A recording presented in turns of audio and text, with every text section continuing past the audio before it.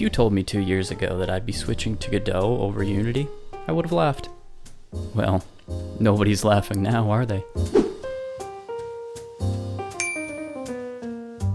First off, we have a few prereqs for this lesson. As always, you'll need the starting project from the GitHub repo. Additionally, you'll want to make sure that you're using Godot Engine.NET 4.1 or later, and if you don't have it already, just make sure that you have the .NET 6.0 SDK installed. Feel free to pause here while you get that all sorted out. Now that we have the project open, the first thing we're going to do is come down to the file system, and we're going to create a new script. And it's going to inherit resource, and we'll just call it pickupitem.cs.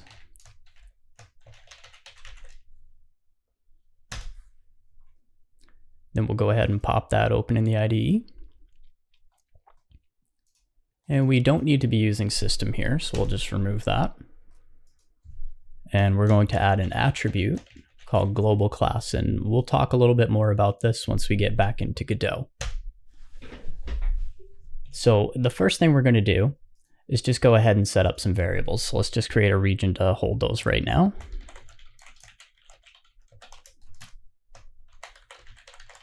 And again, you don't have to create these regions, it just cleans up your code a lot. So the first variable, we'll tag it with export so we can see it in the inspector. And it is going to be a public texture 2D called icon. And then we'll just duplicate this a bunch of times. And the next variable is going to be a public string called name. And then we're going to have a public stat type. That's a new type that we'll define here in just a second. And then another string for the description. And lastly, we'll need an int for the amount. And we won't be needing line 13. Okay, so that's done. And we're going to create that new type here. So that's just going to be public enum, and we'll call it stat type. And we'll just throw some different sorts of stats in here. So let's just start with health, mana, and armor. Sure. So we'll just save that off, and we'll give it a quick build. Now, when you're working with C#, it's always important to remember to build your project once you've modified your scripts. And you can do that directly in the IDE, or you can do it using the build button in Godot, which is up in the top right-hand corner here. But now that we have that file created, let's just right-click on the file system again and select new resource. And you can see I've already searched it here. So we have pickup item that shows up in the list. If we don't tag our script with that global class attribute, you will not see it in this list. So it's important that you use that attribute if you want to interact with it this way. So let's just hit create, and it'll ask us for a name. Let's just call this a health pickup. And there we go. Just like that, we have it. And you can see all of the variables are exposed over here in the inspector. And if all you want is an alternative to scriptable objects in Unity, this is really as far as you need to take it. Resources in Godot are functionally identical to scriptable objects in Unity. But if you want something that's a little more advanced, that incorporates some custom editor windows and some custom tooling, then stick around, because that's what we're going to get into next. Okay, so now that we got that sorted, we're just going to make one small change to our script before we start creating this plugin. So up here, we're just going to add another attribute, and it's going to be the tool attribute. Any of the scripts that you're going to use inside of the editor have to be tagged with the tool attribute. So we'll just save that off, give it a quick build, and right back to Godot. So you're just going to come up to the top here and click on Project, Project Settings. Then you go to Plugins and hit the Create New Plugin button. And up here at the top, it's asking for a name. We'll just call it Item Editor. And it will go in subfolder of the same, Item Editor. I'll put myself in as the author. You can feel free to put yourself in there. It will be C# for the language, and we will call it itemEditor.cs. And this button that says activate now, this little checkbox, make sure that you uncheck that because this will create errors if you don't. So you can see it's created a script for us here. And we'll come back to that in a bit. There is another script that we're going to have to flesh out before we get into this actual plugin. So let's just go back to Godot. And we'll go into our add-ons folder and the item editor. And let's just go ahead and drag these two scenes in, itemCard.tscn and itemEditorMain.tscn.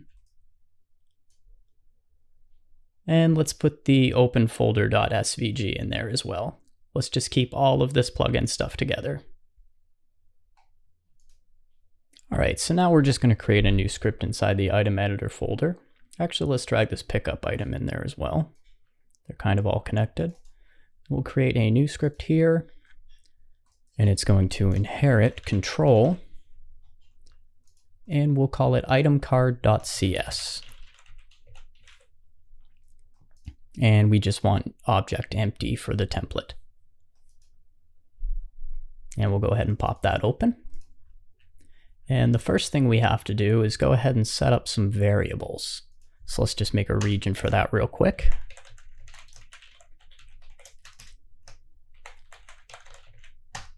Okay, and the first one, we'll add that export attribute, and it will be a private button, and we'll call this _delete button. And we'll just duplicate this a couple times.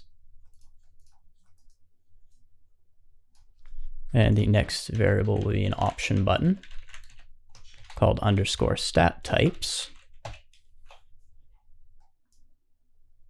And then we will have a texture button called _icon. And a file dialog called _icon dialog.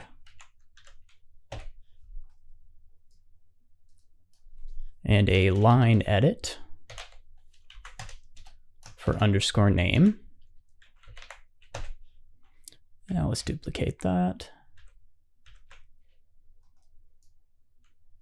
The next variable will be a text edit for _description.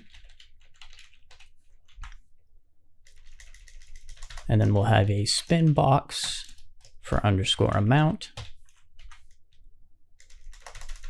And a confirmation dialog for _delete dialog. Great. So all of these variables are going to be referencing controls that I've already set up in the UI for you. We'll need another variable here, and it will be public pickup item, and we will call it item with a capital I. And we'll just set up a little auto property here. So get private set. And we will also need a private constant string. And this is going to be our regex pattern. Now, I know regex is not fun, but this is actually going to be really simple. So just copy this pattern down. You don't have to know what it does. You just have to know that this is what it needs to be in order to function. Just a little bit of a basic rundown. The @ declares that this string is to be interpreted literally, which means these slashes will not be registered as escape characters. And the /W just means any alphanumeric character, and the /S means spaces as well. The next thing we're going to need is another region, and this will be events and delegates.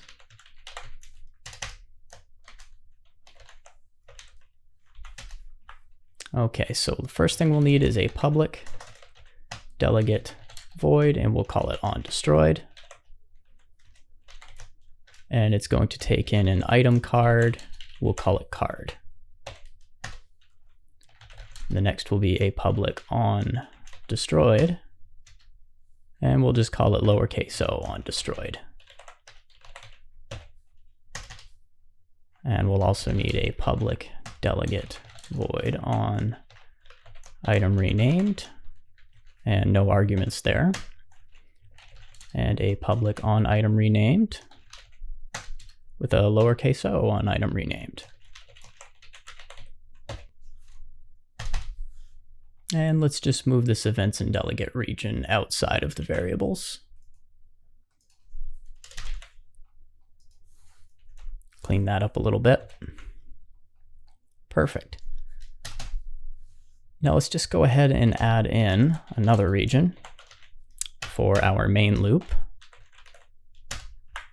And the first thing we want in here is going to be a public override void called _enter tree. And we'll just leave that empty for now. And outside here, we'll set up another region called init.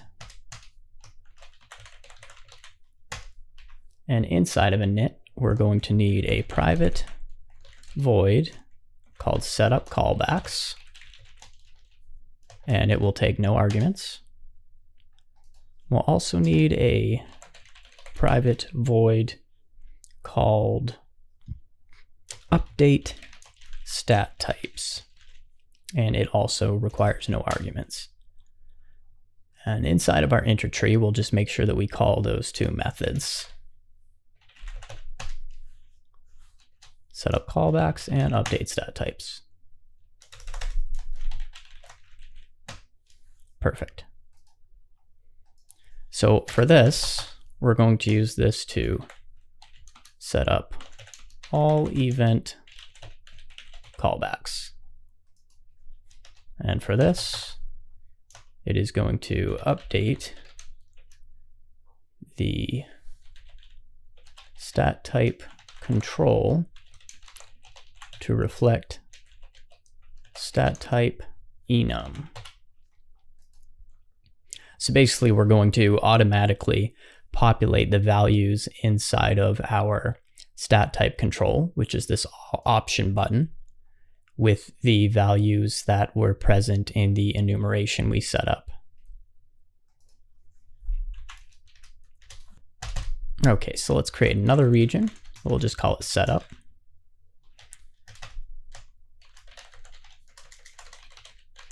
And end region.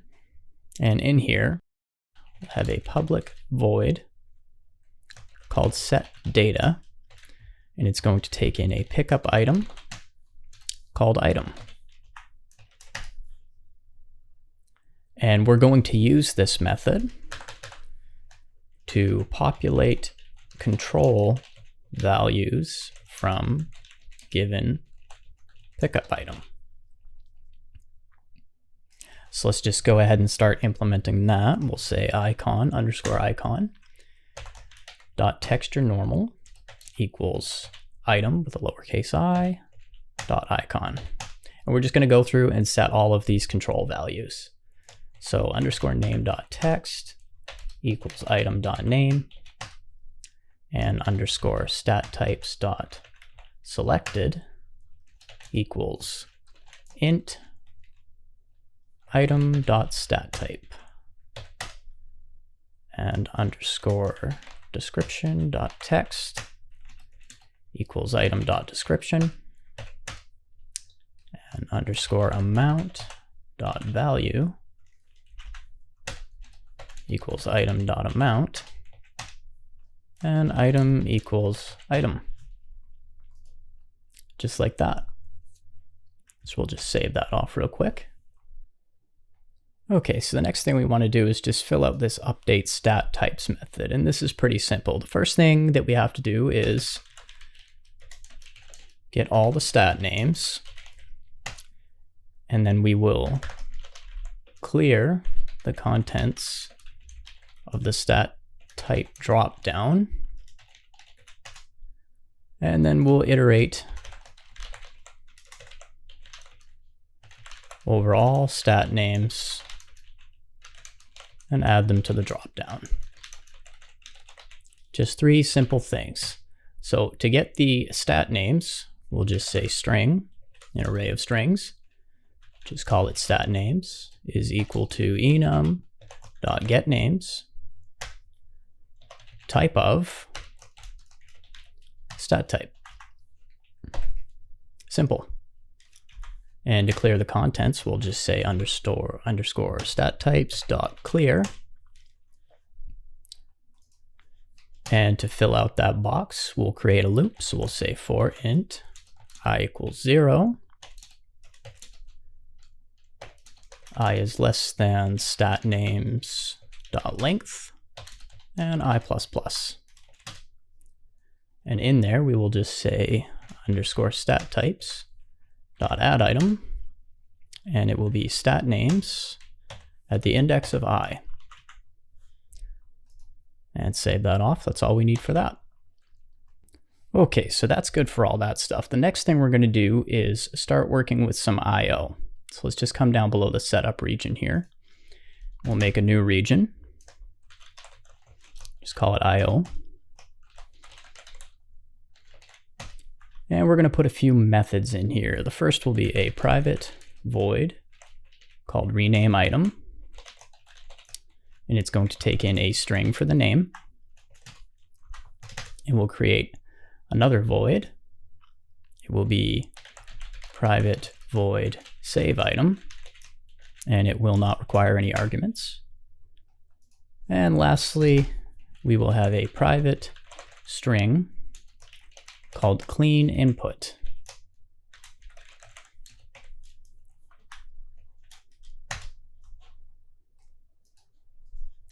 And we will use this clean input to return a sanitized string safe for file naming. And this is why we need the regex. So the first thing we're going to do in here is we'll say if not regex.isMatch, and then we'll pass in our string, so s, and then our pattern, regex pattern. We will simply return s. So that means that the string is already clean and it doesn't need to be sanitized any further, and it is valid for use in a file name. If, however, it isn't, we're going to set up a little try catch here.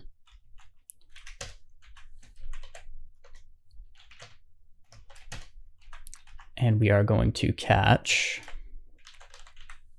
regex match timeout exception. And inside of our try, the first thing we want to do is notify the developer that they've tried to input some illegal characters. So we'll just say gd.print unsafe characters detected, sanitizing name. And then we will return regex.replace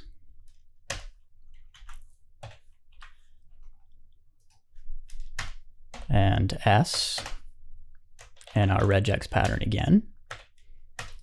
And we will replace with just a blank space. And we will say regex options.none. And lastly, time span dot from seconds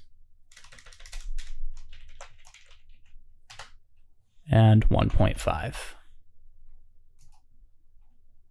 And that should work for that. And in here, in the catch, we will simply return string.empty. And that should be all we need to check that the input is clean for a file name. All right, so let's set up this save item really quick. This is pretty simple. This is just going to be resource saver.save. And we will pass in our item. And we will say item.resourcePath. And now let's set up the rename item. So the first thing we want to do is delete the existing file. So we'll say file.delete,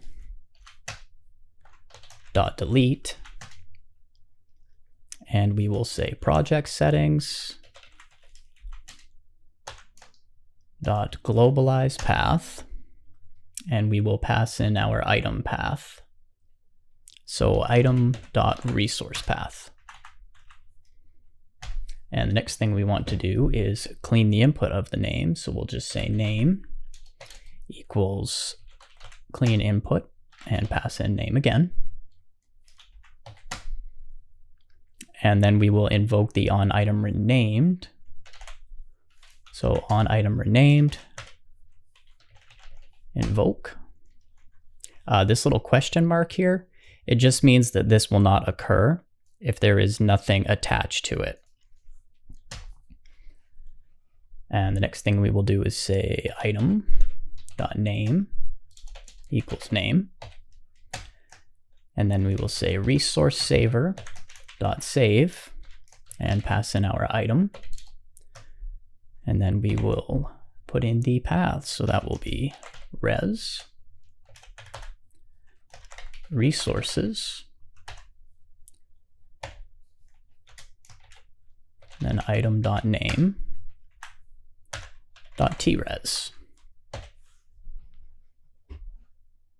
And lastly, we will just say item equals resource loader dot load pickup item,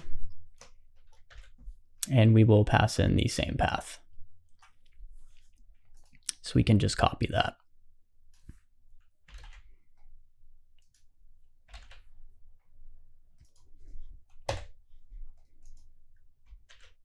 All right, so now that that's done, we'll just come down below the IO region and we'll create another region. And we'll call this callback methods.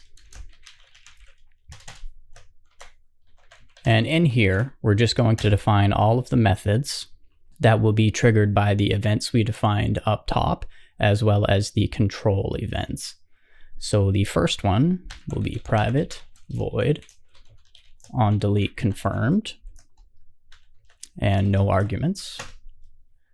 And that's just going to be file.delete and project settings .globalize path, and we will say item.resource path.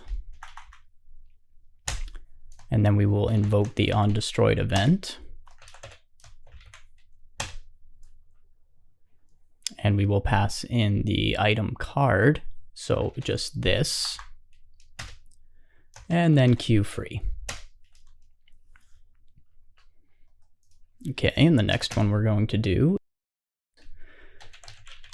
private void onAmountChanged, and that is going to take in a double called value. And in here we will just say if item is equal to null, we simply return.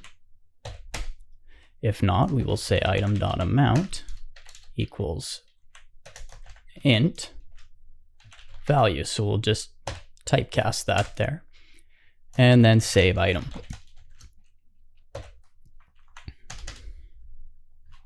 And the next one we're going to need is private void onStatChanged. onStatTypeChanged. And that's going to take in a long for the index. And in here, again, we'll check if the item is null. Capital I. And if it is, we simply return again. And if not, we'll say item.statType equals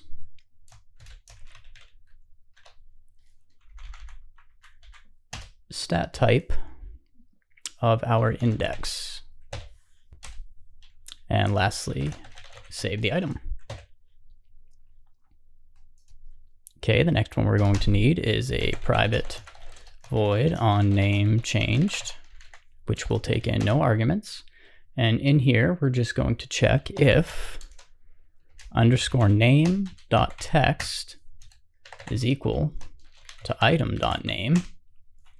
We will simply return. That means the name has not changed.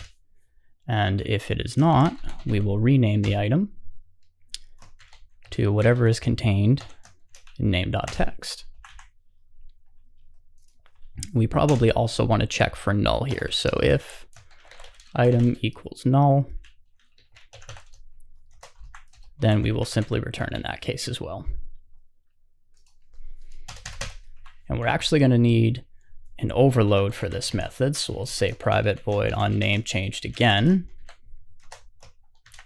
And this is actually going to take in a string. We'll just call it n. And in here, we'll check for null. And if it is, we return. And we're going to say if n is equal to item.name, we will return in that case as well. And if not, we will rename the item to the value of n. And the next one we'll need is going to be private void on description changed.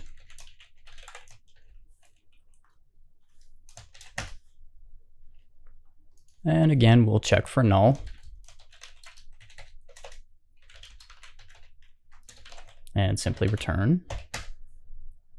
And if it is not null, we will say item.description is equal to underscore description dot text, and then save the item.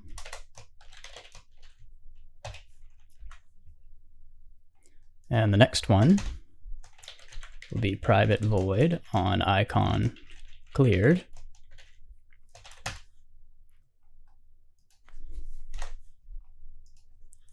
And in here, we will again check for null.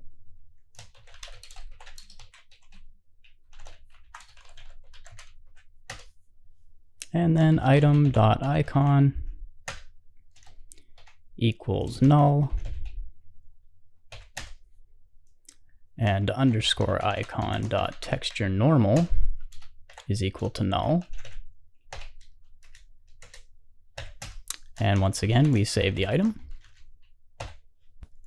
And next, we will say private void on icon changed.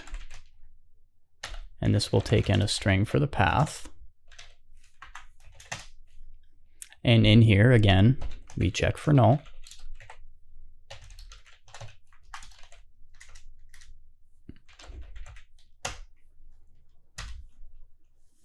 And if it is not null, we will say item.icon equals gd.load texture2d at our path.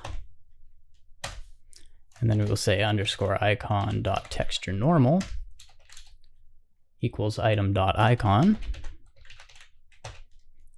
And again, save the item.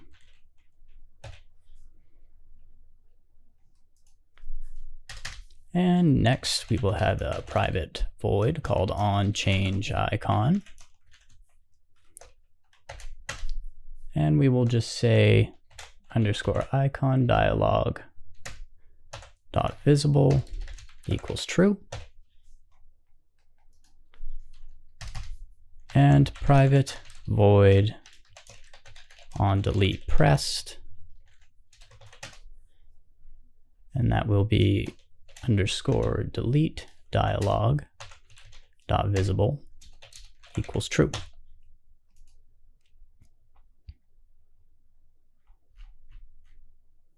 And that's going to do it for all of the callback methods.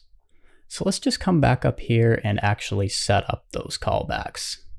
So the first thing we want to do is check if they've already been set up. So we'll say if events connected,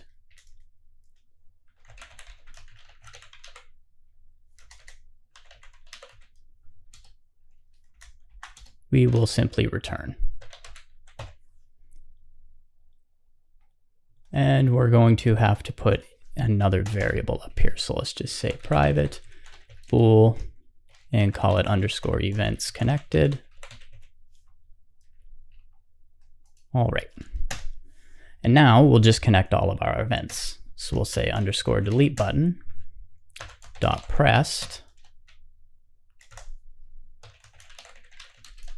plus equals on delete pressed. And then we'll say underscore delete dialog dot confirmed plus equals on delete confirmed. And we're just going to set up all the hooks we need here. So underscore name dot text submitted plus equals on name changed, and underscore name dot focus exited rather, and that is also going to be on name changed. And then underscore description dot text changed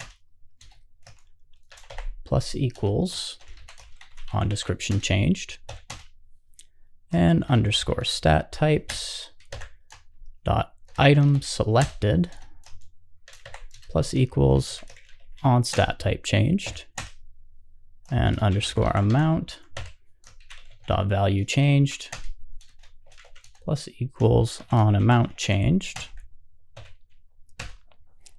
and underscore icon dot pressed plus equals on change icon, and underscore icon dialog dot file selected plus equals on icon changed, and underscore icon dialog dot canceled plus equals on icon cleared. And lastly, we will say underscore events connected equals true. And this will prevent the system from trying to run this code again. One more thing before we go back into Godot, let's just make sure we implement that null reference check for that onDelete confirmed method as well. And then we'll just hop back into Godot. Okay, now if we open up this itemCard.tscn scene, you can see this is what our card looks like. And we click on the first object in the scene hierarchy, item card, and we want to set that script. So we'll just click it and hit load, and we'll go into add-ons, item editor, and we'll select itemCard.cs. Okay, and now we see we have all of these things here that we need to assign. So let's just go ahead and drag the appropriate nodes into these assign boxes. So the delete button is going to be btn underscore delete, and stat types is going to be enum underscore stat, and icon is going to be btn underscore icon. Icon dialog is dlg load icon. Name is going to be txt underscore name.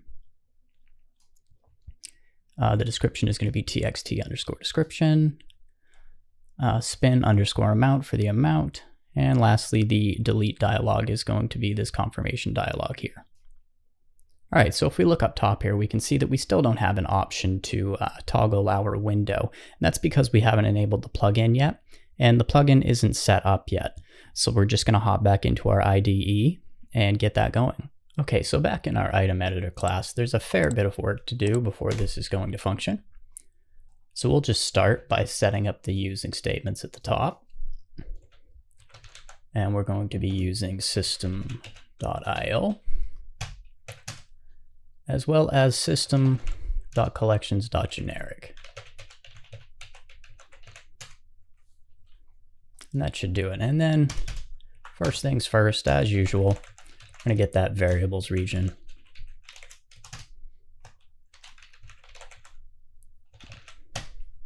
Perfect. Now let's define some variables. The first will be a private packed scene, and we'll call it underscore editor panel. And that's going to be equal to resource loader dot load packed scene. And this is going to be looking for a path. So the easiest way to get this path is just to go back to Godot, find our scene in the file system. So it's going to be item editor main, and we will select copy path. Come back in here and just paste it in those quotes. Then we'll add another variable in here.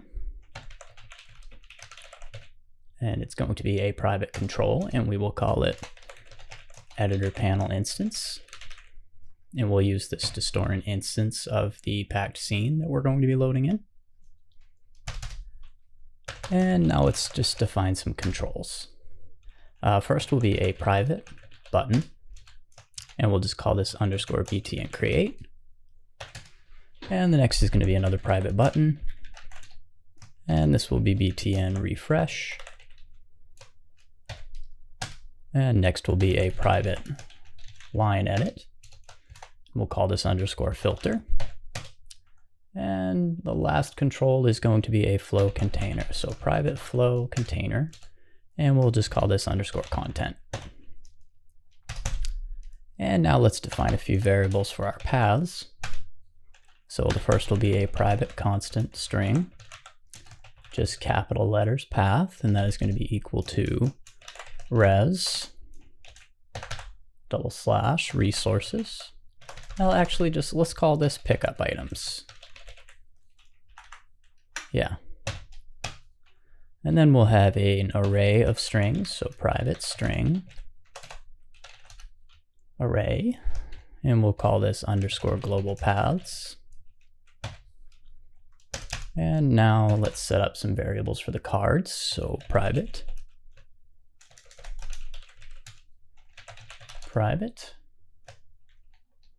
packed scene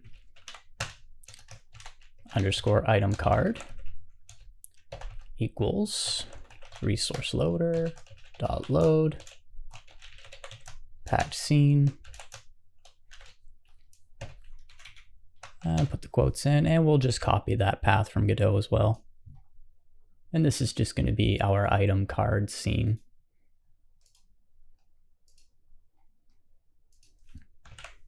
There we go. And another variable, it will be a private read-only list, and the list will contain item card, and we'll call this underscore item cards, and just default that to a new list. Perfect. All right, now let's just encapsulate some of these methods in another region here for the main loop.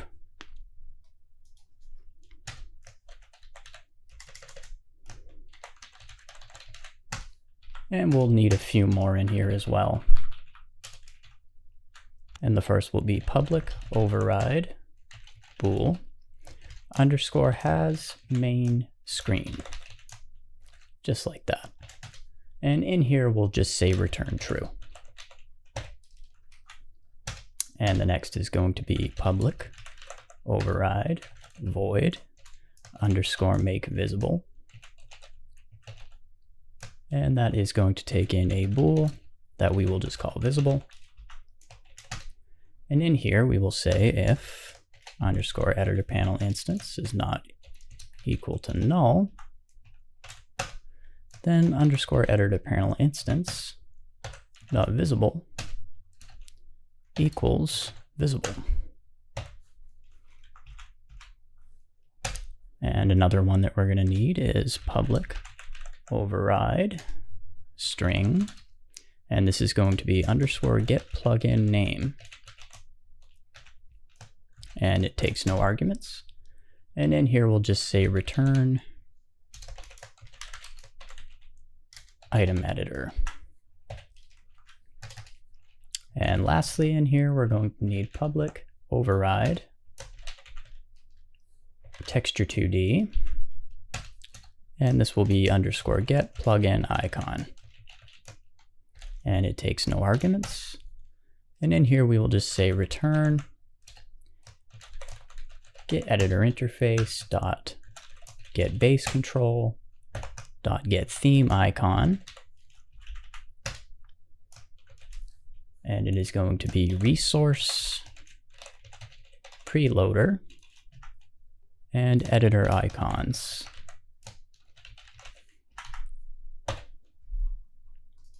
And those are all the methods that we'll need for the main loop.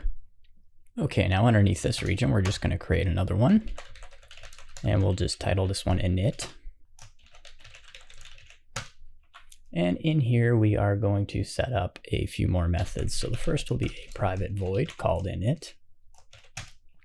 And inside of here, we're going to call some methods that we'll set up in a minute. First one's going to be setup window, and then setup dependencies, and then setup callbacks, and lastly, refresh items. All right, so let's just go ahead and create these methods real quick. Now in setup window, we're going to have to do a few things. So the first thing we'll have to do is say editor panel instance equals control, and it will be underscore editor panel dot instantiate. And next we are going to say get editor interface dot get editor main screen dot add child, and we are going to add our editor panel instance. And the last thing we need to do in here is say underscore make visible and set that to false. Okay, now moving on to setup dependencies. In the last class, we manually assigned the dependencies through the Godot editor, and here we're going to automate that so you can kind of see both ways you can do it. It works either way. But the first thing we'll do is we'll just say btn create equals editor panel instance dot get node, and that's going to be looking for a path. We'll put that in. We'll end that with as button first, and then we'll just do the same thing. We'll go back to Godot and we'll copy the path of that node and paste it in here. So the create button is located in the item editor main scene.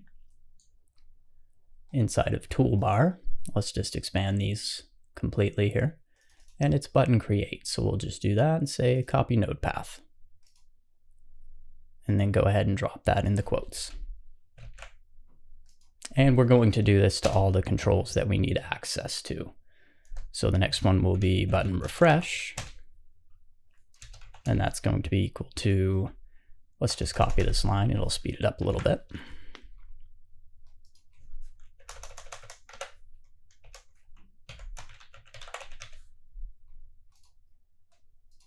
And this is just btn underscore refresh. And the next one is going to be content, so underscore content equals editor panel instance dot get node, add your path, and it's going to be as flow container. And let's just copy that. So content is right here, so we'll copy that path, paste it in. And one more is just going to be the filter, so underscore filter equals editor panel instance dot get node. And again, same as before, except this will be as line edit. And we'll just quickly grab that path, txt underscore filter.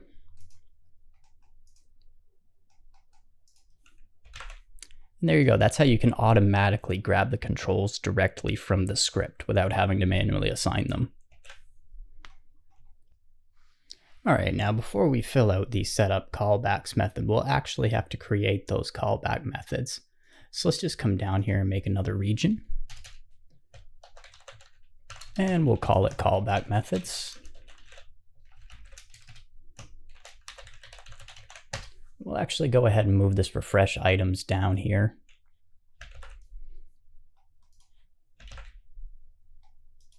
And we'll also need a few more. And the first is going to be a private void called filter items. And it's going to take in a string called filter. And we'll also need a callback for creating an item. So that'll just be a private void create item, and it needs no parameters. All right, great. Now we should be able to just come up here and fill this method out. Now remember, we haven't actually filled the other methods in, so this won't do anything yet, but we'll put it here so we don't forget. So firstly, we're just going to say if button create is not equal to null. Then we'll go ahead and hook that up. So underscore button create dot pressed plus equals create item. And then we'll say if button refresh is not equal to null. We'll go ahead and hook that up.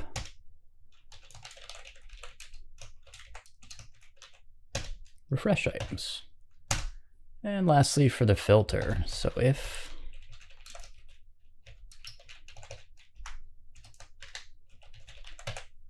dot text changed plus equals filter items.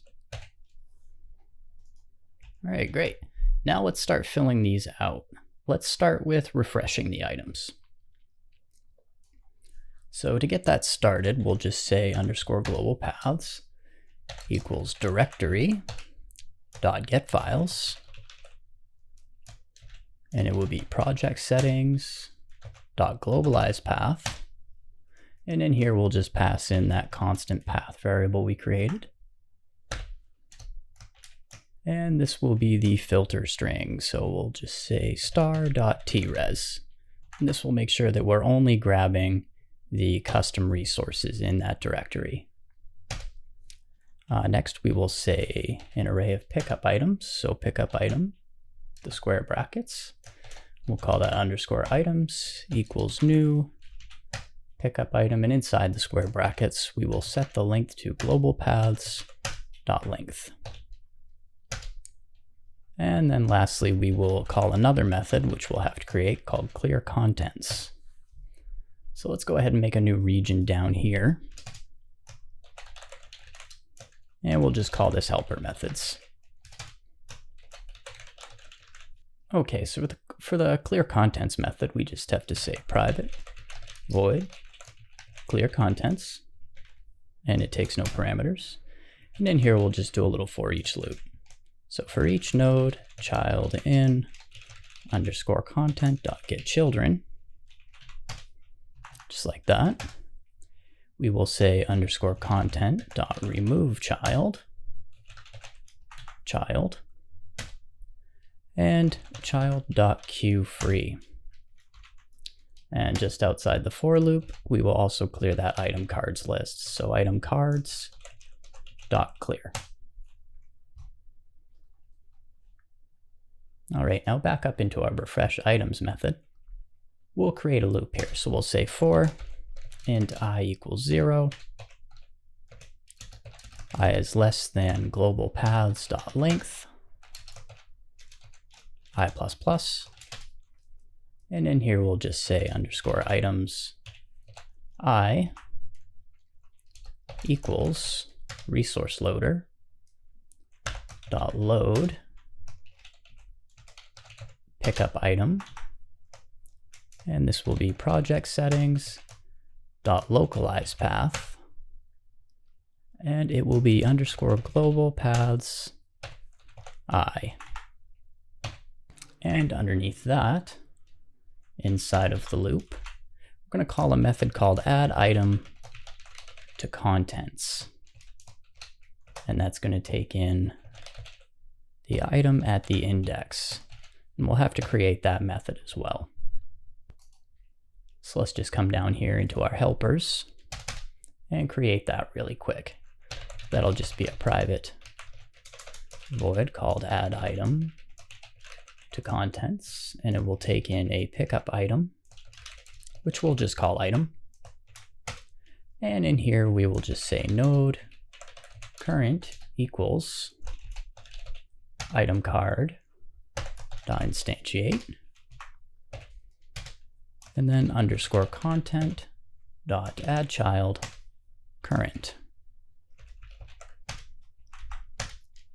Following that, we're going to use a little bit of weird logic, but it's not too difficult to understand. So if current is not item card current script return. And under that, we'll just say current script dot set data, and we'll pass in our item, and then current script dot on destroyed plus equals delete item, which is another method we'll have to create,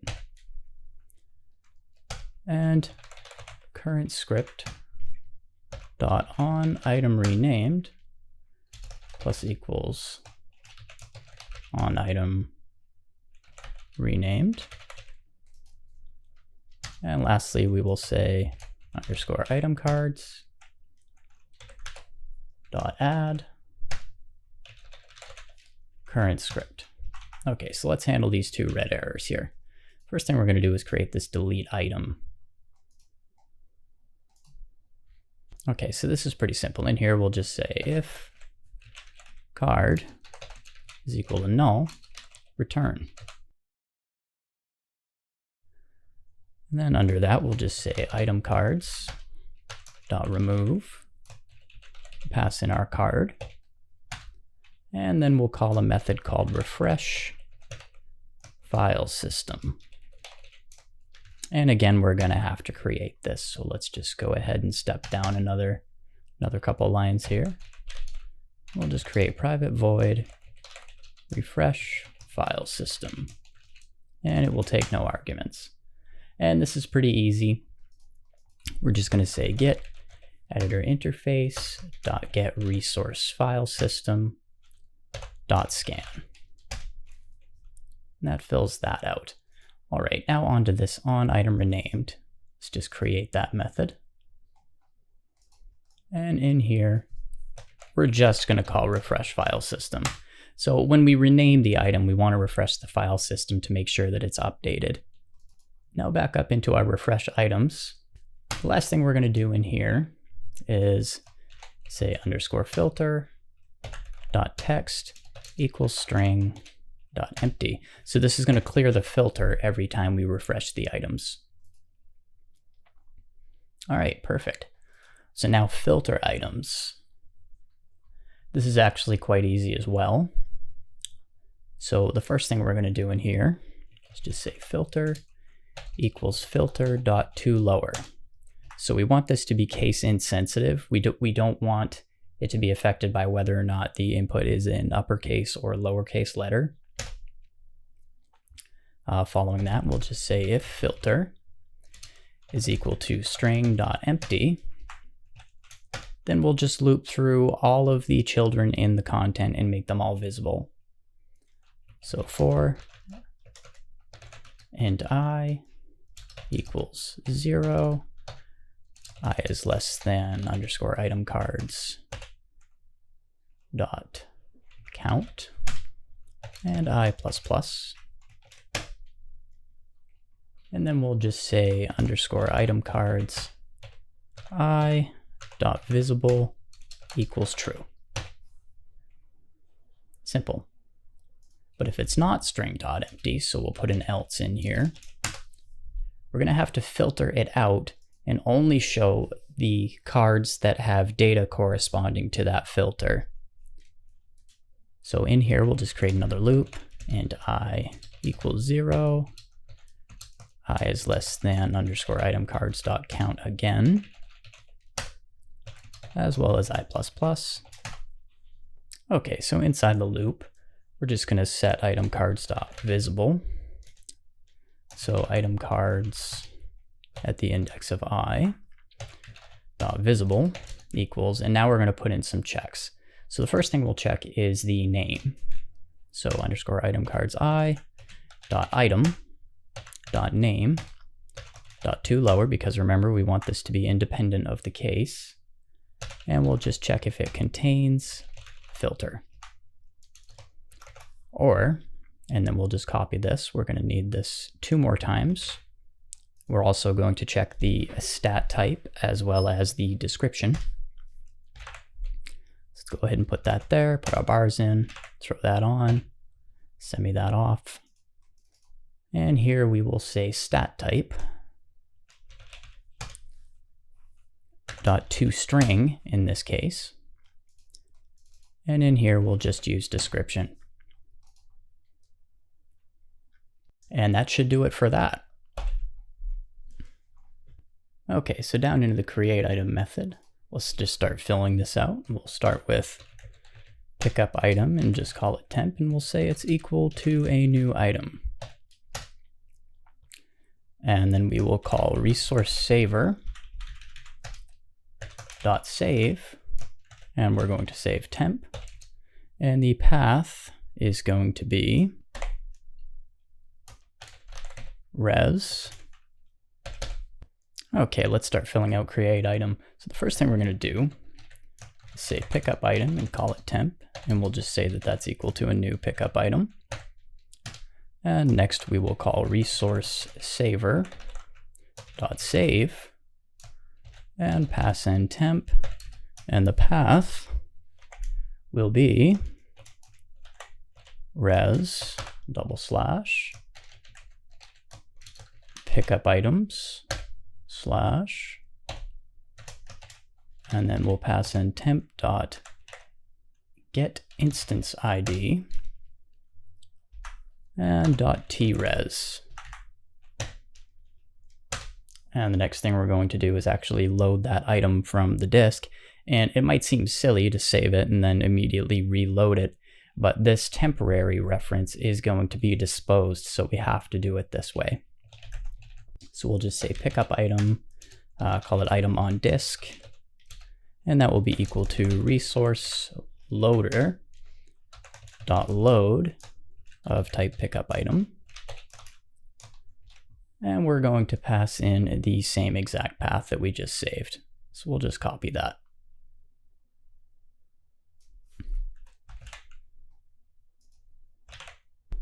Just like that. And lastly, we'll just say add item to contents and pass in our item on disk. And that should be working. Okay, just a few more things here. We're going to go down into our helper methods region, and below refresh file system, we'll just make another one. It will be private void, and we'll just call it cleanup. And it takes no parameters.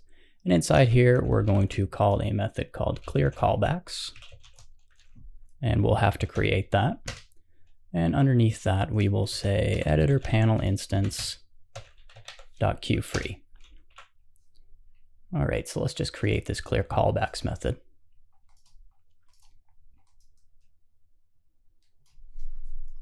All right, now inside here, we're just going to do almost the same thing we did when we set them up, so we can just copy that code.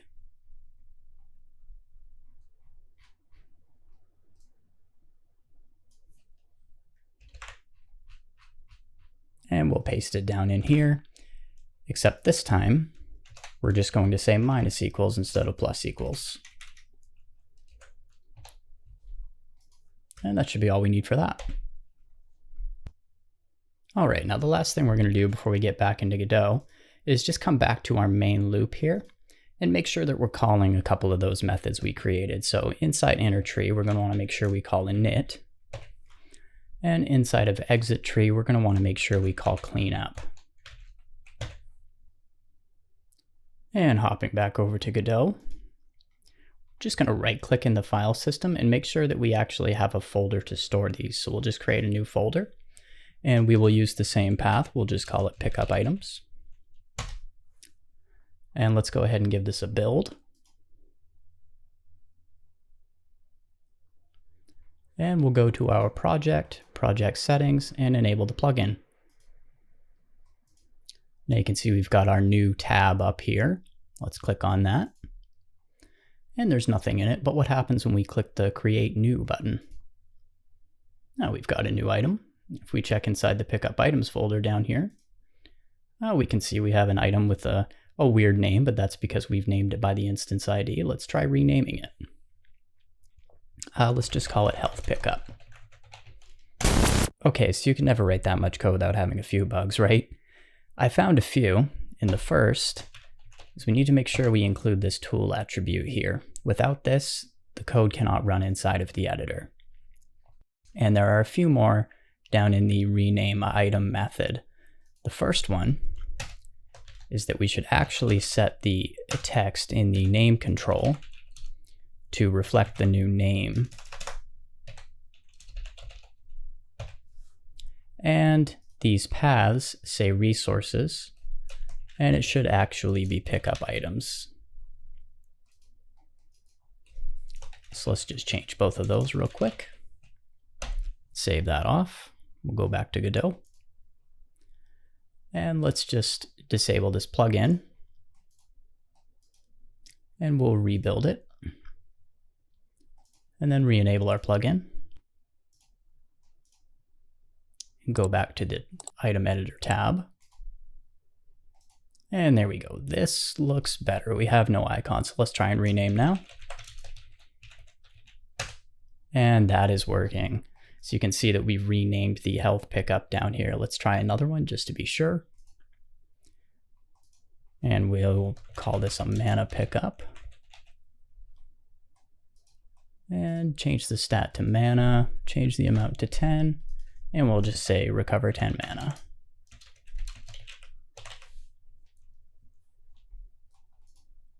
And you can see we have a mana pickup down here. Now if we just check this in the inspector, all of the information is the same. Okay, great. Let's click on the icon and let's just set up an icon for it. So magic potion.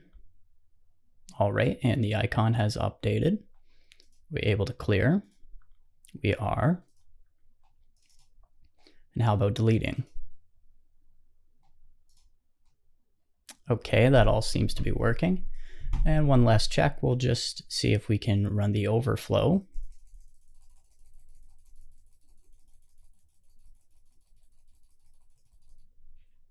And everything is resizing properly. Let's just put the mana pickup in a random place.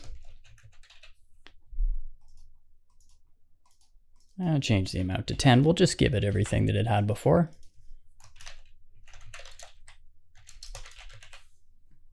And let's try the filter. So if I type mana, all we see is the mana pickup. That's perfect.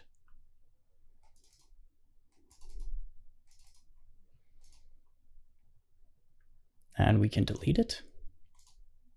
And we see nothing. Refresh. And we get all our items. And we should be able to delete all of these. It does take a little longer to delete them, but it's much safer to have that confirmation box than to just automatically delete it as soon as you press that hex, because you could click that by accident. And we are completely clear in the pickup items folder. And we've created a new one with the instance ID. And that's going to wrap it up for this one. If you guys find this information useful, let me know by hitting the like and subscribe down below. And we'll see you guys on the next one.